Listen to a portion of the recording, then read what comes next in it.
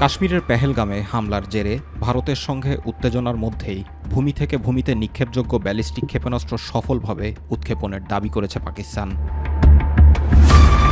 শনিবার পাকিস্তানের আন্তঃবাহিনী জনসংযোগ পরিদপ্তর আইএসপিআর এর বরাত দিয়ে সংবাদ মাধ্যম জিও নিউজ জানিয়েছে, আবদালি ক্ষেপণাস্ত্রটি ৪৫০ কিলোমিটার দূরের লক্ষ্যবস্তুতে আঘাত এবং পারমাণবিক উভয় ধরনের ওয়ারহেড বহন করতে সক্ষম। প্রতিবেদনে বলা হয়, আবদালি ওয়েপন সিস্টেম নামের এই ক্ষেপণাস্ত্রটি ইন্ডাস সামরিক মহড়ার অংশ হিসেবে উৎক্ষেপণ করা হয়।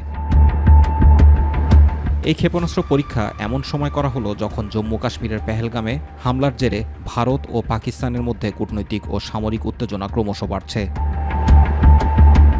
এদিকে দুদেশ পরস্পরের বিরুদ্ধে বেশ কিছু পরীক্ষামূলক ব্যবস্থা গ্রহণের কারণে যে কোনো মুহূর্তে বড় ধরনের হামলার আশঙ্কা করছেন সীমান্তবর্তী অঞ্চলের গ্রামের বাসিন্দারা। অতীতের অভিজ্ঞতা থেকে শিক্ষা নিয়ে আত্মরক্ষার্থে নিজেদের বাংকারগুলো পরিষ্কার ও প্রস্তুত করছেন তারা।